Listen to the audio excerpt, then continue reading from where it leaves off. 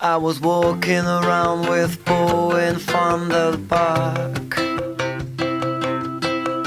trying to blow away the clouds so dark.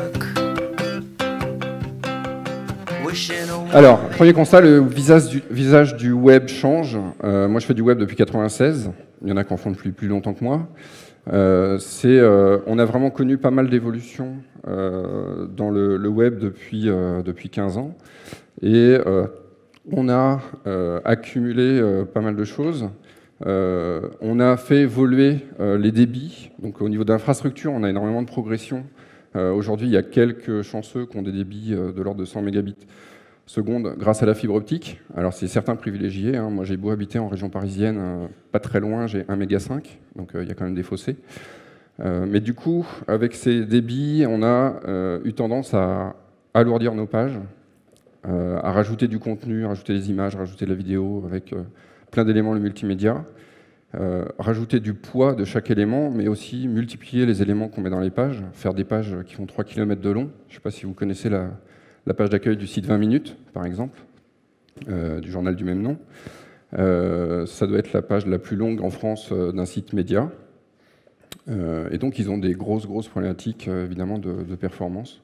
Leur objectif, c'est que les gens voient des pages le plus possible pour voir de la pub, puisque c'est comme ça qu'ils se financent, c'est un magazine gratuit. Derrière, ils ont de l'infrastructure à payer, et donc ils ont des problématiques à ce niveau-là.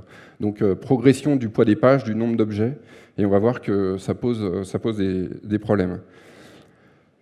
Malheureusement, en plus, les apparences sont trompeuses, on a des débits qui augmentent, mais on a des usages qui changent, et on ne tire pas forcément profit de ces augmentations de performance et de bande passante dans notre usage principal du web, qui est la navigation. L'amélioration de la bande passante, ça va servir à tout ce qui est multimédia, diffusion de flux audio, vidéo. On passe de la télé HD maintenant sur les réseaux.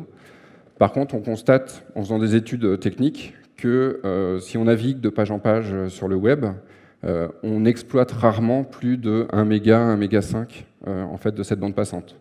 Donc si on alourdit nos pages, on va avoir un impact, même si on n'a que des utilisateurs qui ont de la fibre optique, en fait, ils n'exploiteront pas du tout l'intégralité de leur fibre.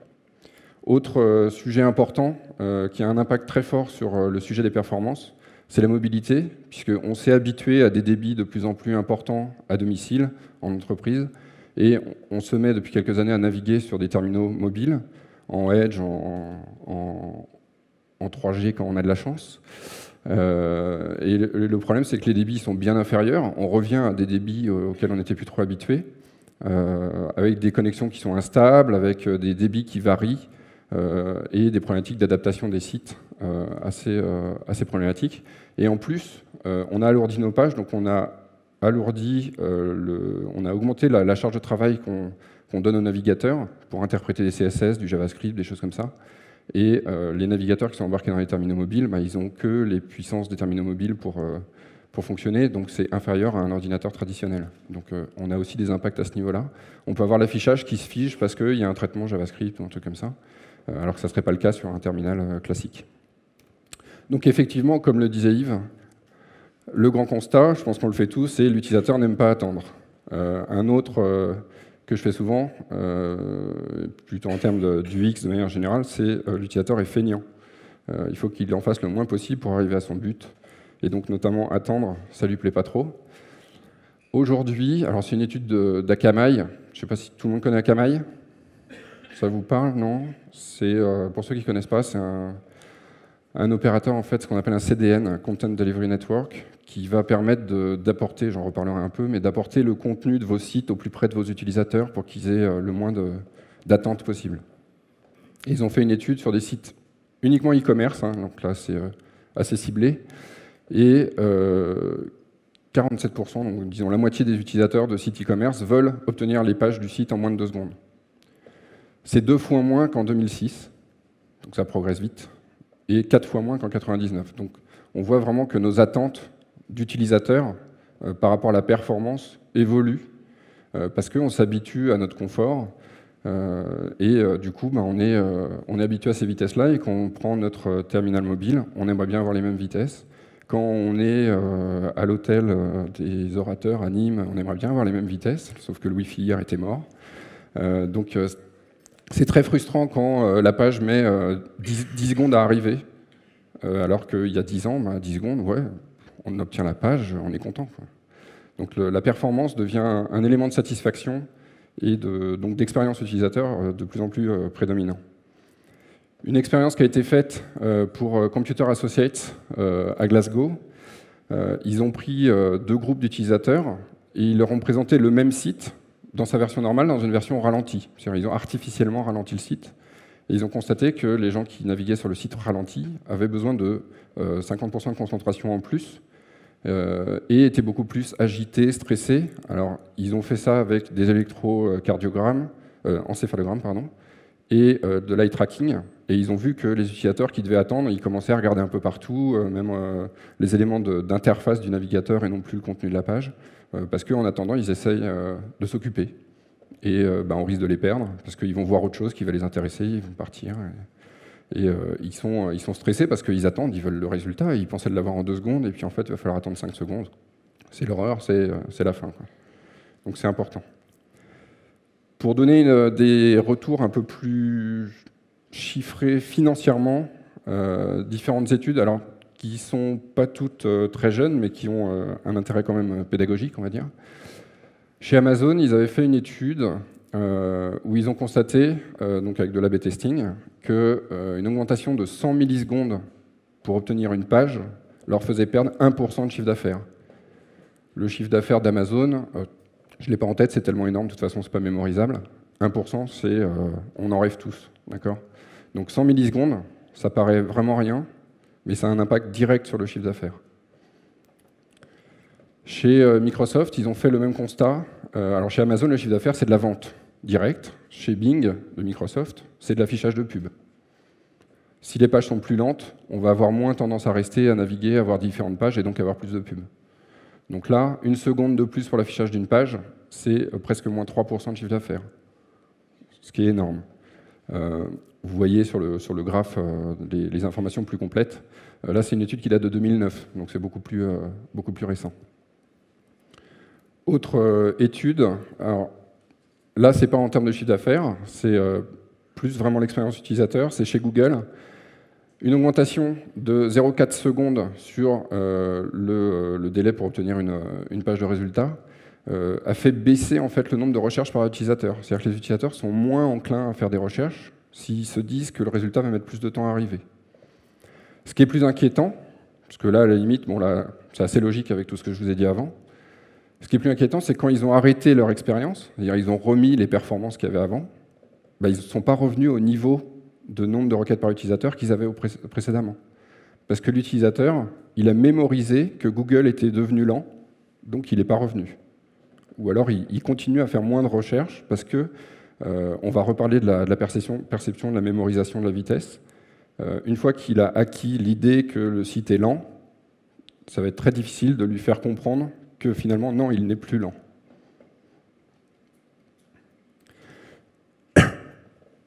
Donc justement, le gros problème, enfin un des gros problèmes de la performance, c'est illustré par ce beau petit dessin. Donc où vous voyez évidemment que le A est sur un carré foncé et le B est sur un carré clair. En fait, pas du tout, c'est exactement la même couleur. Le problème, c'est un problème de perception. Illusion d'optique, je reviens. Voilà, c'est exactement la même couleur. Donc ce qui compte, quand on va travailler la performance de notre site, ça ne va pas être la performance brute, technique, qu'on va mesurer avec des chiffres bruts. C'est un peu comme l'analytics qu'on a vu en début d'après-midi. C'est l'interprétation qu'on va pouvoir en faire et surtout l'interprétation de la perception qu'a l'utilisateur de la performance du site. Donc ça va pouvoir se mesurer de différentes manières. Et ce qu'on constate en général, c'est que si on a une performance réelle, que vous voyez en bleu ici, l'utilisateur il espère toujours plus, parce qu'il est très confiant, il sait que vous êtes super, donc il espère toujours mieux. Il perçoit toujours moins bien, alors de l'ordre de 15%, c'est différentes études qui disent ça, donc il perçoit une performance inférieure à celle qu'il y a réellement. Et en plus, ultérieurement, quand il va en parler, ça va être encore pire. D'accord ? Quand on a un mauvais souvenir, ça s'amplifie avec le temps. Je crois que quelqu'un l'a déjà dit ce matin.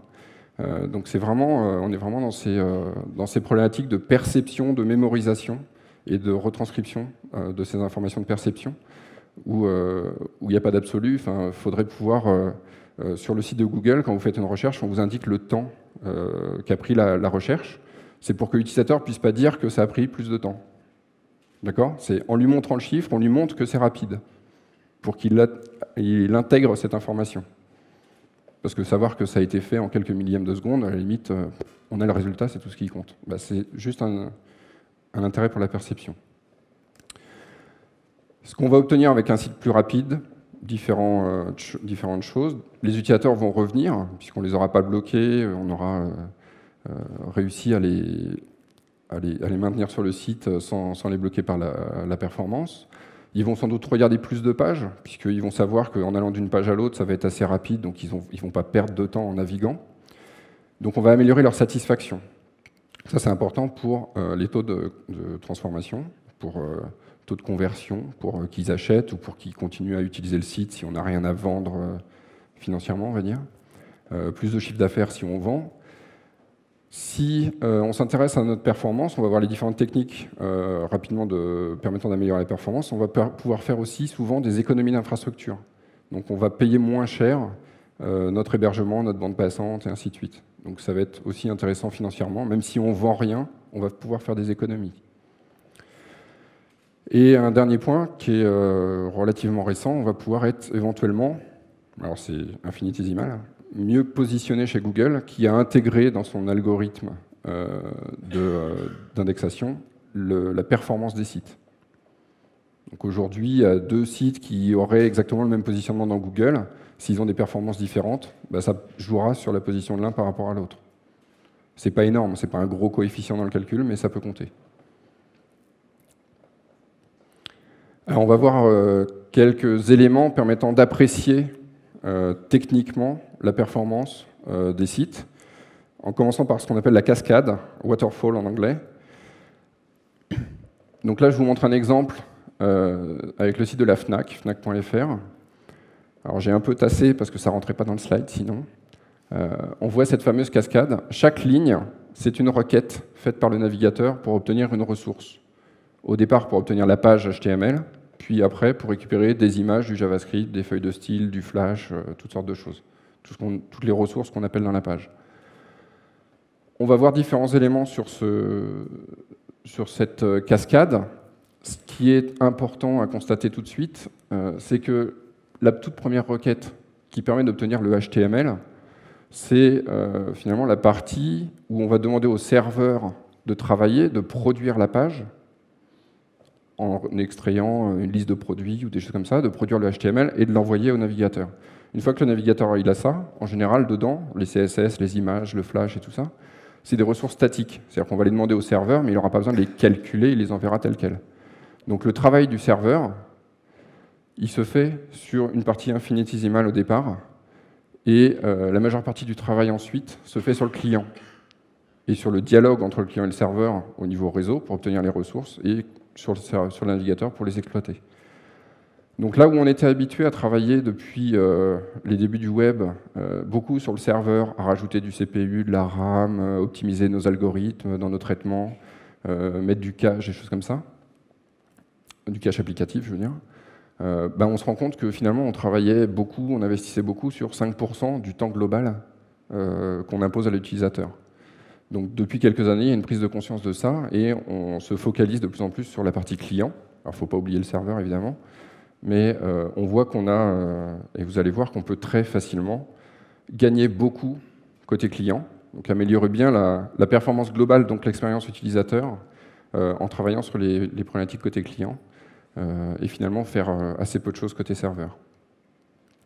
Si on zoome un peu sur cette cascade, donc je l'ai remise là complète, je zoome juste sur le début, on voit un premier élément, je demande Fnac.fr, et quand mon navigateur demande ça au serveur, le serveur lui dit « bah non, désolé, c'est pas Fnac.fr, c'est Fnac.com ». J'ai déjà perdu 150 millisecondes. Juste pour ça. alors que j'aurais pu servir la page. L'utilisateur il a demandé Fnac.fr, soit je lui envoie le site sur Fnac.fr. Il y a différentes problématiques comme ça. On voit derrière, en fait, la cascade. On voit ça s'enchaîne. Vraiment les appels à différentes ressources. Donc, une fois qu'on a obtenu Fnac.com, on demande une feuille de style, puis une autre, puis du JavaScript, puis on arrive ici à des images, et ainsi de suite.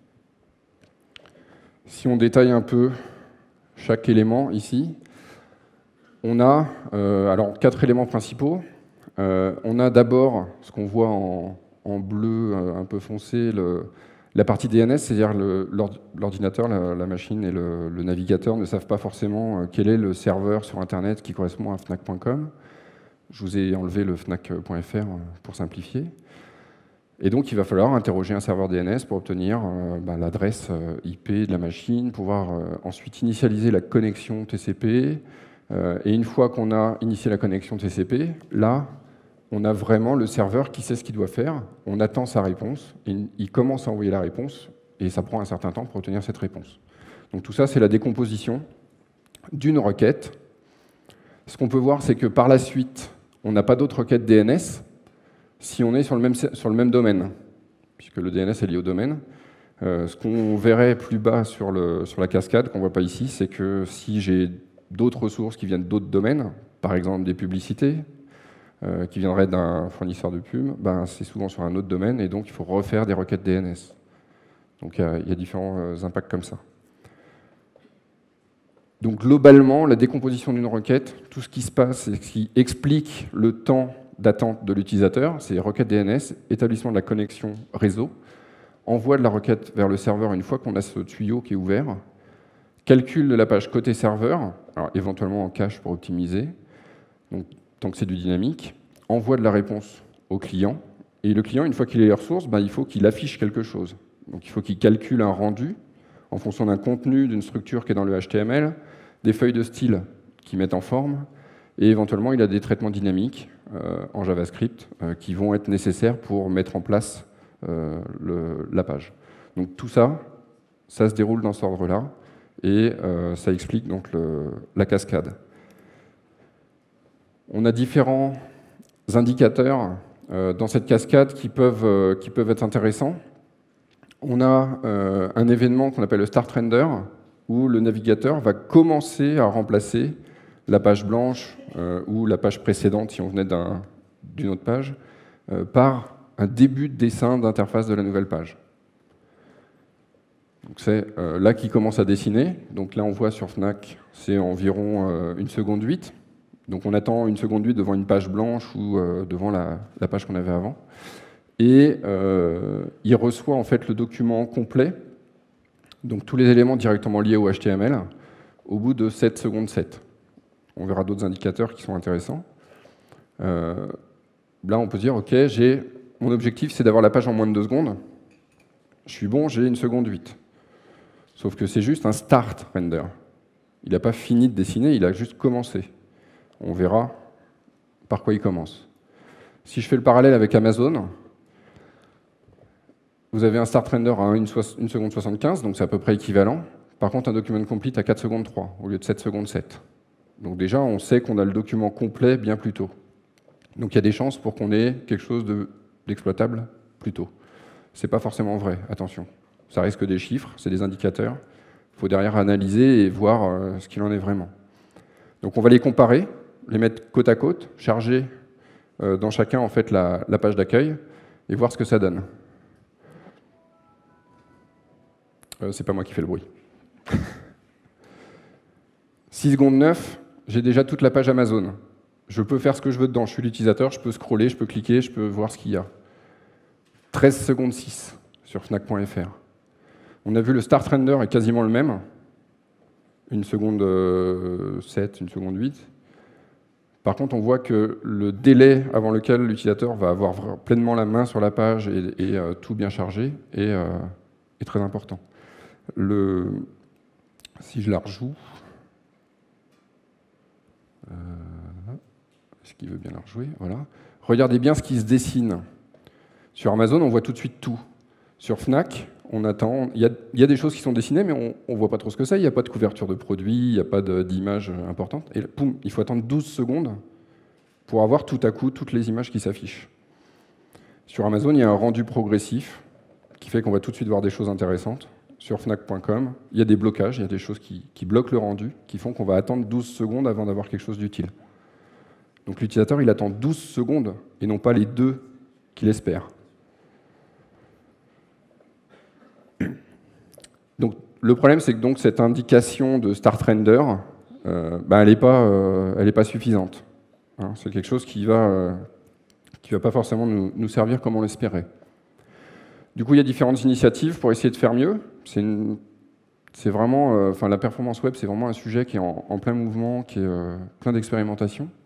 Plein de gens, évidemment, chez les gros, les Google, Yahoo, Amazon et autres, qui réfléchissent beaucoup à ça. Et une expérimentation en cours depuis assez peu de temps, c'est essayer de déterminer informatiquement, automatiquement, le temps nécessaire au chargement, à l'affichage de ce qu'on appelle la partie above the fold, dont on en a déjà parlé tout à l'heure, ce qui est au-dessus du pli de la page virtuelle, la ligne de flottaison, donc la partie visible avant d'avoir scrollé. Donc il y a des algorithmes qui sont en cours d'élaboration. Le problème, c'est de définir en fait des indicateurs qui vont permettre de dire « Ok, la page est chargée, l'utilisateur peut l'utiliser ». Et c'est très difficile parce qu'on a des sites où il y a des choses qui sont dynamiques. On va avoir des carousels qui vont tourner automatiquement, on va avoir des vidéos qui vont se déclencher, des trucs comme ça. Sachant que le meilleur moyen de savoir que la page est chargée et qu'elle est complète, c'est qu'il n'y a plus de pixels qui changent. Sauf qu'on a par nature des pixels qui changent puisqu'il y a des éléments dynamiques. Donc le tout, c'est de mesurer, de se définir des seuils pour dire si le pixel change très souvent pendant un laps de temps, c'est qu'il va probablement continuer à changer, c'est une vidéo, c'est un flash, c'est un truc comme ça. Par contre, s'il change très peu, on va dire c'est un pixel fixe, il ne bougera plus. Et donc une fois que tous les pixels fixes sont obtenus, on considère que c'est le temps d'affichage. C'est de l'expérimentation, il ne faut vraiment jamais prendre ça au premier degré. Il y a parfois ce qu'on appelle l'AFT, Above the Fold Time, supérieur au temps global de chargement de la page, parce que l'algorithme n'est pas bon. Donc c'est vraiment quelque chose qui est en cours d'élaboration, qui serait intéressant si on arrivait à vraiment le faire. Donc faire très attention. Autre élément intéressant pour les performances, c'est un effort de standardisation auprès du W3C, de travaux qui ont été faits par Microsoft et Google, sur une instrumentation intégrée au navigateur, c'est-à-dire que le navigateur puisse donner de l'information à JavaScript sur différentes étapes de chargement de la page. Donc, toutes les étapes qu'on a vues avec le DNS, la connexion réseau, début de chargement, fin de chargement et tout ça. Pour l'instant, ce n'est pas du tout outillé, pas standard. Donc il y a un effort de standardisation en cours. Et on a de la chance, le Working Draft est sorti il y a 2 jours. Donc c'est vraiment, ça avance très très vite, sous l'impulsion de Google et Microsoft. Et vu qu'ils sont déjà 2 acteurs dessus et qu'il faut 2 implémentations pour que une recommandation devienne ensuite implémentée plus généralement, c'est vraiment quelque chose, un sujet qui bouge vite. Une problématique qu'on a aussi avec cette étude de performance, jusqu'à présent, ce que je vous ai montré comme cascade, c'est des cascades qui considèrent que le navigateur n'a rien en cache.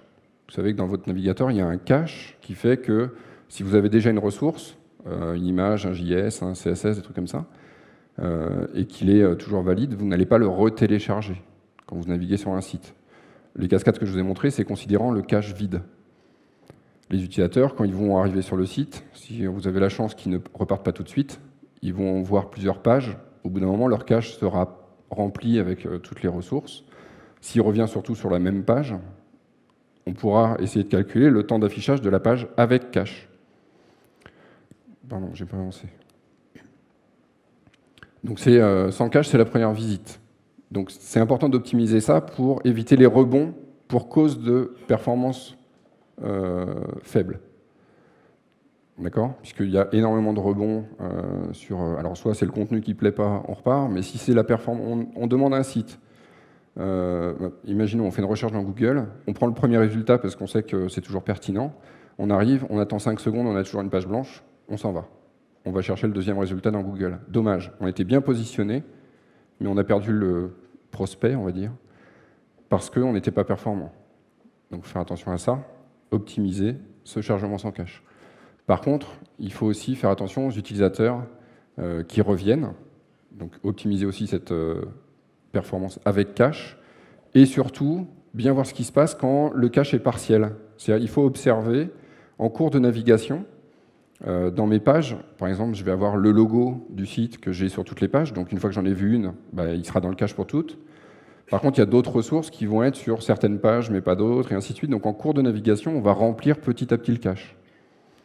Donc il n'y a pas juste un instant T où on optimise, il faut regarder au cours d'une navigation standard comment optimiser tout ça et charger petit à petit le cache pour jouer sur les performances globales.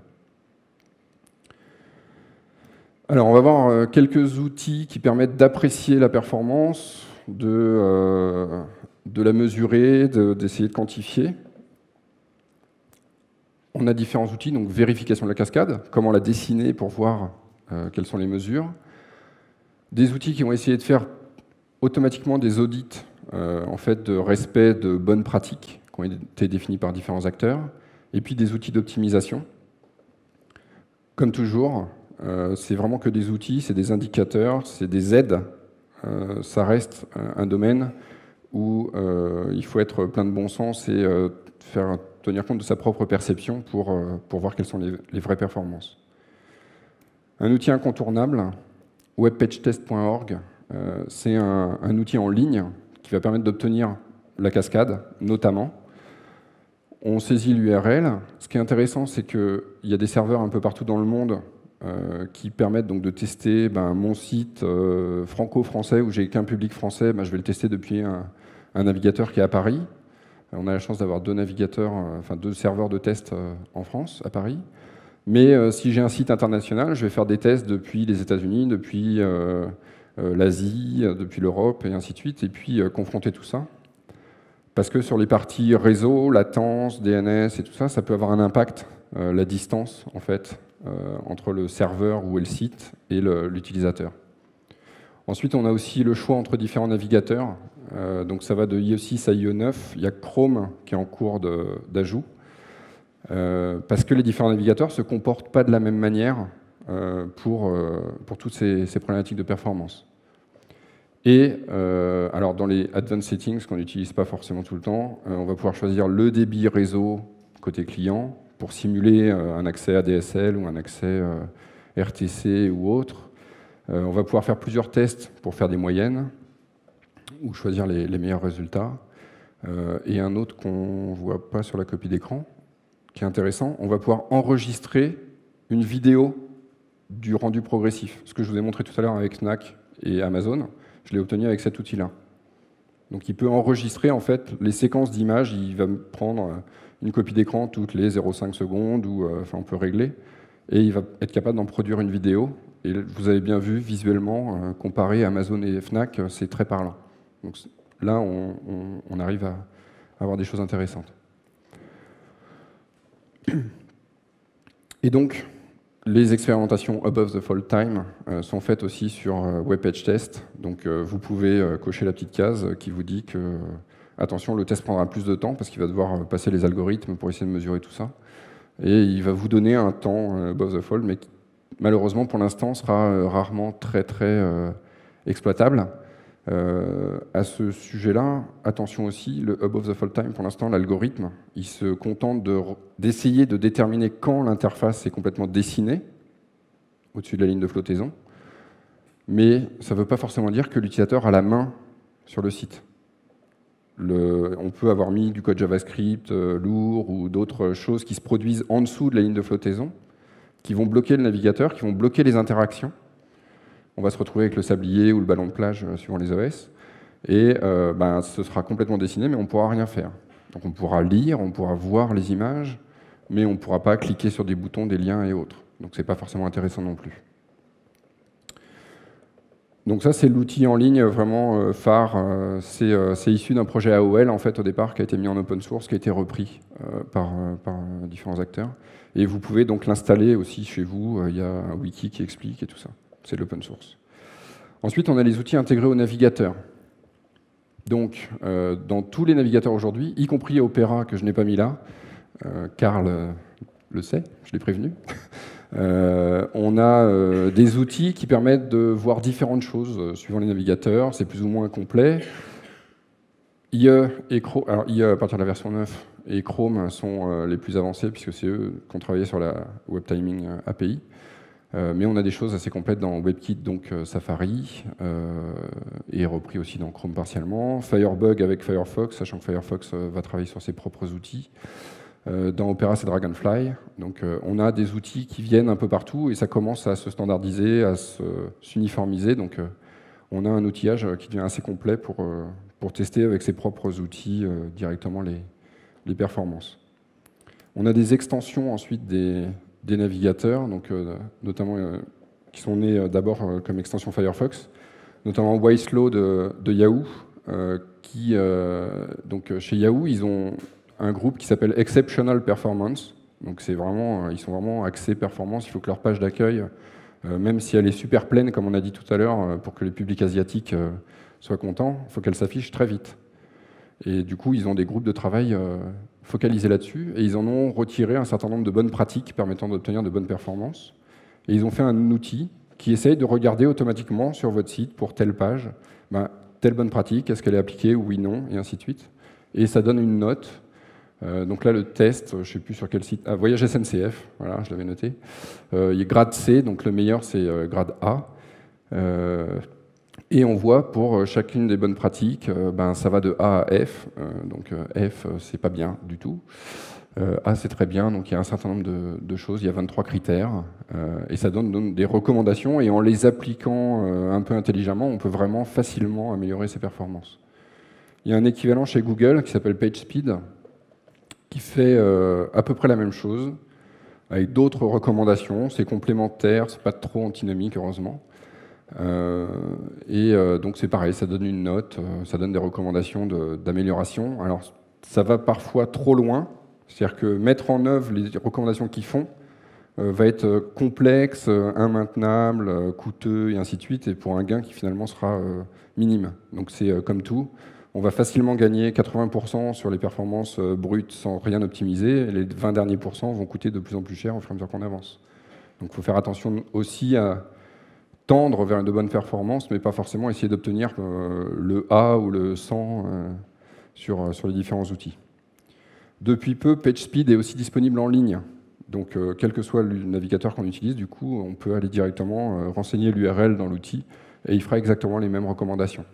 Donc, c'est assez pratique. Là, c'est sur le site WebUX. Il n'y a que 3 recommandations de haute priorité, donc c'est plutôt positif. Il y a une note donc, de... C'est 68 ou 88 ? 68. C'est bon. Le site a été fait en 2 heures, donc bravo, c'est un score honorable. Le nouveau site, je précise. On a aussi des outils maintenant intégrés aux outils Webmaster de Google, donc où on retrouve pas mal de choses pour optimiser son site, notamment pour Google, évidemment. Et vu qu'ils intègrent aujourd'hui la performance dans leur algorithme, ils sont sympas, ils fournissent une vue sur les performances qu'ils mesurent, eux, sur votre site. Donc, voilà, lent, rapide, il y a 1 seconde 5, c'est la limite entre lent et rapide. Donc, ils vous montrent l'évolution en fait, des performances de votre site. Il y a plein d'autres outils, beaucoup de nouvelles choses qui se créent, de boîtes, de start-up qui se montent là-dessus. Des outils qui vont se contenter d'agréger des résultats d'autres. Par exemple, on prend GTmetrix, il fait un PageSpeed, il fait un Wiselo, et puis il vous donne les 2 notes, il met ça ensemble. Pareil chez IOTA. À IOTA, ils font en plus, j'ai pas encore pu tester, mais ils font le lien entre ces tests de performance et Google Analytics. Donc vous allez pouvoir croiser vos données en fait, de visite, de rebond et tout ça avec vos performances. Donc c'est assez intéressant, a priori, une fois de plus, je n'ai pas testé. Il y a des outils libres comme Showslow qui font aussi du PageSpeed, Wiselo et qui agrègent tout ça. Ensuite, on a les outils d'optimisation. Les outils d'optimisation, c'est vous. Enfin, c'est les développeurs, vous n'êtes pas tous développeurs. Il n'y en a même peut-être pas beaucoup. Architectes, développeurs, tous ceux qui vont concevoir les applications, leur architecture logicielle et développer vont avoir des choses à faire pour optimiser les performances. C'est très artisanal encore. Comme je vous l'ai dit, c'est un terrain mouvant, ça bouge beaucoup, il y a beaucoup de choses à voir. Donc c'est vraiment de l'artisanat. On regarde, ok, on prend Wiselow, on prend Google Speed, on voit ce que ça nous dit, puis on dit ok, ça je fais pas. On priorise, on trouve des outils pour améliorer et puis on met en œuvre, tant bien que mal. La difficulté, c'est d'industrialiser, donc de reproduire ça à l'infini. Il y a juste, je vais passer rapidement 2 initiatives. Google, Mode PageSpeed, qui est un module pour Apache. Et il y a un outil à peu près similaire chez Microsoft qui s'appelle Doloto. C'est 2 outils qui ont pour objectif d'essayer de faire ça automatiquement. C'est-à-dire qu'ils vont essayer d'analyser votre code, d'analyser la façon dont les utilisateurs naviguent sur le site, pour essayer de faire des optimisations tout seul. Il y a des effets de bord, il faut faire attention à respecter certaines choses dans la façon dont on développe pour que ça ne casse pas notre site. Donc il faut faire attention. Une fois qu'on a tout ce qu'il nous faut, on se met au travail. Donc on retrousse nos manches, on s'y met et on va voir rapidement, on va rentrer un peu plus dans la technique, voir des pistes d'optimisation. Il me reste un quart d'heure. Question comprise, je suppose. Donc très rapidement, des grandes pistes d'optimisation. On a vu la cascade de Fnac.com qui contient je ne sais plus combien d'éléments, enfin c'est faramineux. Pour gagner du temps, on va éviter les 150 millisecondes perdues au début avec une redirection. On va éviter de faire des erreurs 404 dans les ressources liées, c'est-à-dire qu'on pointe sur une image dans son HTML, mais elle n'existe pas, donc pas de bol, c'est pas l'image qui était peut-être toute petite qu'on récupère, mais la page d'erreur 404 qui, elle, est lourde. Donc on fait une requête inutile vers une ressource qui n'existe pas, et en plus on se récupère un flux réseau qui est énorme. On va éviter de faire des liens vers des ressources qu'on n'utilise finalement pas aussi, éviter de charger des choses inutiles. On va essayer de réduire la latence, c'est-à-dire le temps vraiment initial en fait, de connexion, c'est-à-dire la poignée de main entre l'utilisateur, entre le client et le serveur. Je vous ai parlé des CDN avec Akamai, donc qui va prendre les contenus sur votre site, les mettre sur ses propres serveurs, il y a différents mécanismes, pour que quand un utilisateur demande à accéder à votre site, alors il obtient éventuellement le HTML de votre site, de votre serveur, mais après toutes les autres ressources, il va les télécharger directement sur un serveur très très proche qui est sur le CDN.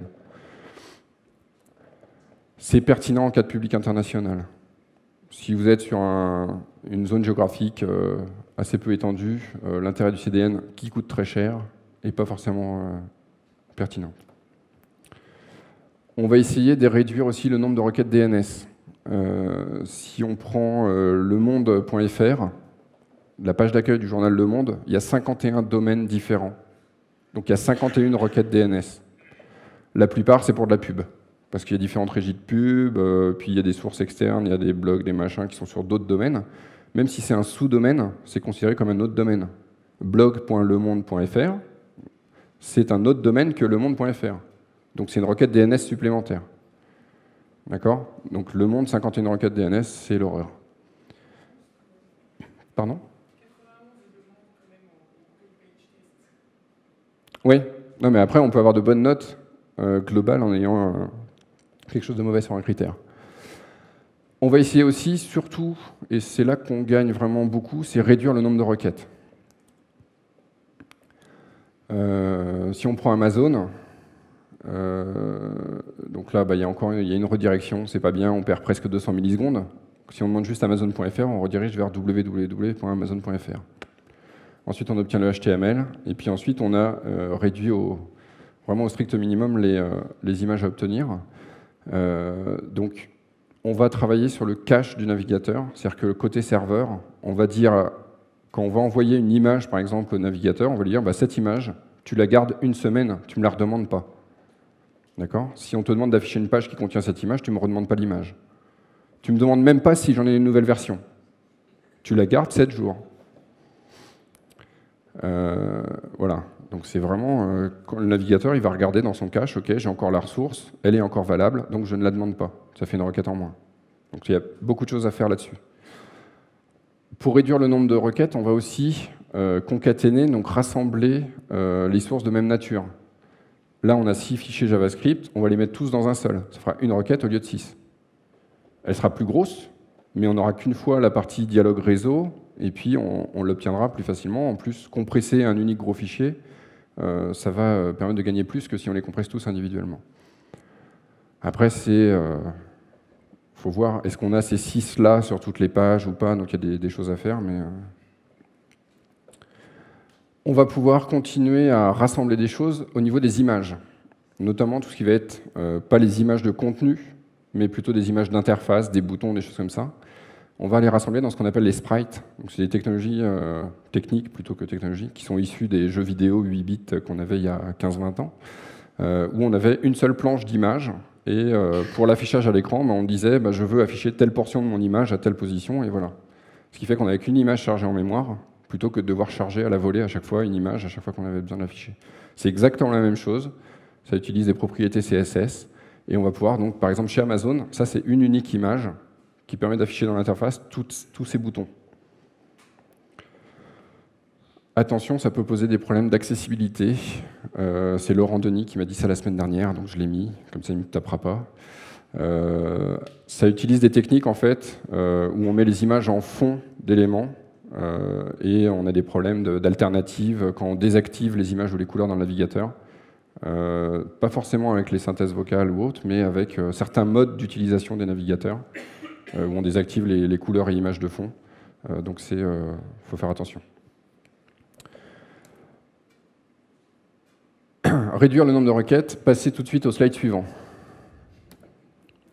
Voilà, donc c'était des techniques un peu hardcore que je ne vous présente pas. Vous reviendrez dessus si vous voulez sur SlideShare. C'est des choses un peu plus pointues, mais à ne pas faire tout de suite. Réduire ensuite le poids des requêtes.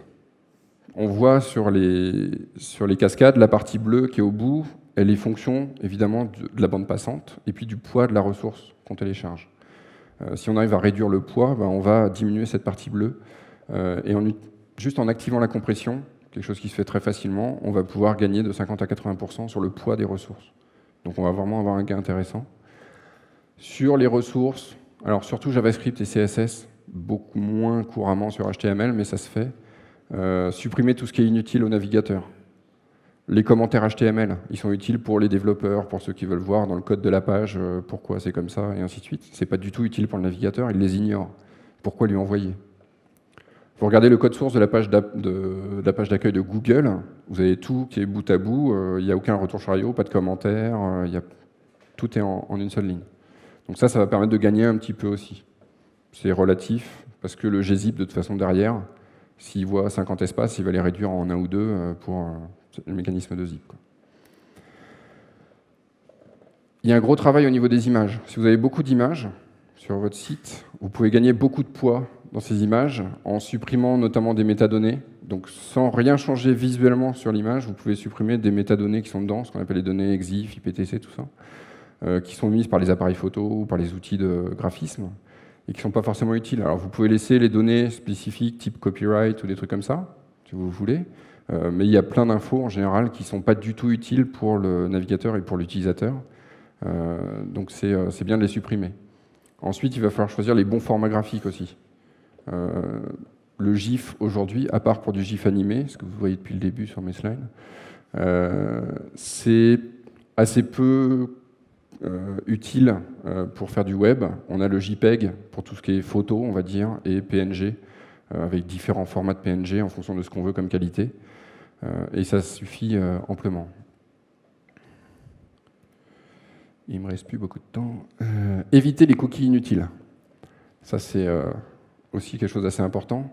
Quand vous allez sur un site, que vous avez fait un choix, ou vous avez eu une pub, ou des machins et tout ça, le serveur il vous envoie des cookies dans votre navigateur, et à chaque fois que vous appelez le même domaine pour une requête, donc y compris si toutes vos images JS, CSS et tout ça sont sur le même domaine, votre navigateur, à chaque requête, il renvoie les cookies. D'accord? Donc si vous avez, je sais pas, 100, 150 ressources, et que le cookie, vous n'en avez besoin que pour la partie HTML, c'est là qu'on en a besoin en général, vous allez envoyer 150 fois vos cookies, alors qu'ils sont utiles qu'une fois. Donc tout ça, ça encombre le réseau, ça alourdit les requêtes. Donc en général, ce qu'on essaie de faire, c'est d'avoir un autre domaine, ou un sous-domaine, depuis lequel on va servir tout ce qui est ressources statiques, images, CSS, JS. Comme ça, quand le navigateur interrogera ce sous-domaine ou cet autre domaine, ben, il n'enverra aucun cookie si on ne lui en a jamais posé. Je crois que c'est ma dernière technique intéressante, c'est répartir sur plusieurs domaines, ce qu'on appelle le domain sharing en anglais. C'est c'est de moins en moins utile. En fait, dans la spécification HTTP 1.1, il y avait ça disait que les navigateurs pouvaient exécuter 2 requêtes simultanément vers un même domaine. Après, on peut, les différents navigateurs en fait sont passés outre, ont progressé et on est aujourd'hui plutôt à 6 à 8 requêtes simultanées pour un même domaine. Mais par contre, là, il y a une limite plus grande pour du multidomaine, de l'ordre de 30, 35 suivant les navigateurs. Donc aujourd'hui, il n'y a plus que IE6, IE7 qui ont des parts de marché infinitésimales, sauf si on n'a pas de chance et qu'on est dans une boîte, grosse boîte qui a encore que ça. Mais donc pour la plupart des navigateurs, on peut faire 6-8 requêtes simultanément sur le même domaine. Donc on va répartir sur 2-3 domaines maximum nos différentes ressources pour monter jusqu'à 3 x 8, 24 requêtes simultanées, pour tasser finalement la cascade. Plutôt que d'attendre d'avoir fait 2 téléchargements, ou 6 ou 8, pour faire les suivants, on va en faire beaucoup plus en parallèle, donc le temps global va se réduire. Donc on va par exemple passer de ça à ça, donc 2 par 2, on passe à 4 par 4, juste en ayant un deuxième domaine. Il faut les répartir intelligemment, évidemment, les ressources sur les différents domaines. Sachant qu'à chaque fois qu'on rajoute un domaine, on rajoute une requête DNS. Donc il ne faut pas aller à trop de domaines non plus. Donc il faut arbitrer sur ça. Aujourd'hui, le consensus, il est entre 2 et 4 domaines suivant les ressources qu'on sert. Ensuite, optimiser le rendu, je vais passer vite. Ça va être envoyer les bonnes données, les bons CSS, les bons JS au bon moment pour que l'interface se dessine le plus vite possible, pour que l'utilisateur ait le plus vite possible la main, et essayer de reléguer au plus tard possible, une fois que l'utilisateur fait ce qu'il veut, tout ce dont il n'a pas besoin tout de suite. Faire du lazy loading, donc charger plus tard les photos qui sont tout au bout de la page sur 20 minutes, par exemple. On n'en a pas besoin tout de suite. On va donner la main à l'utilisateur le plus vite possible sur le hub of the flow, peut-être un peu plus.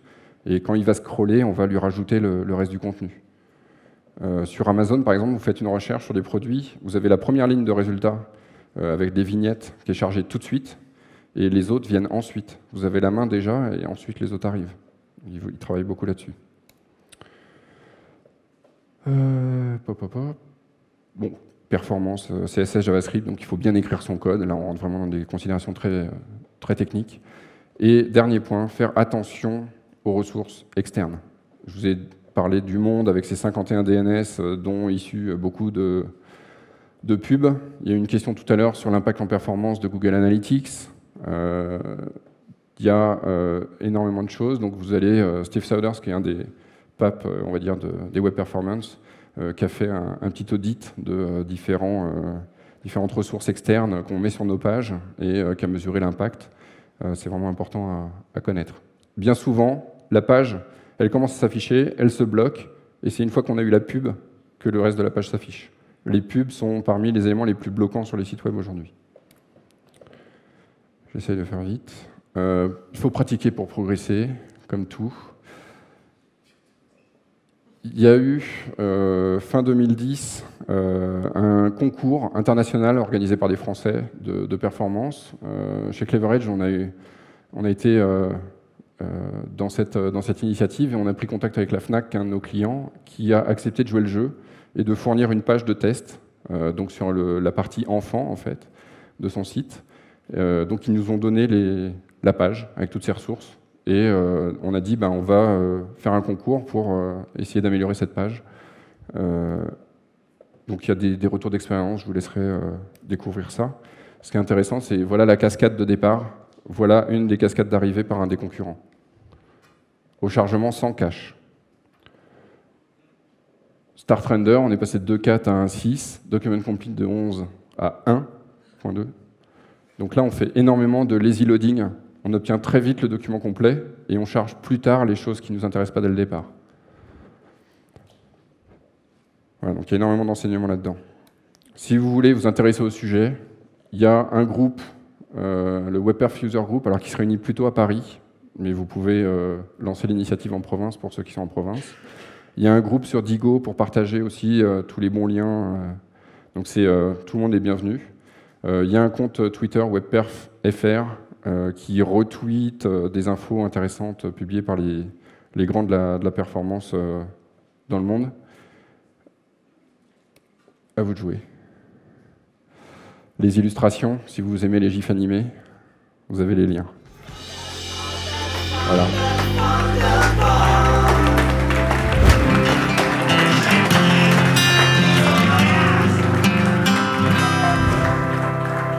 Bravo à vous, vous n'êtes pas endormis.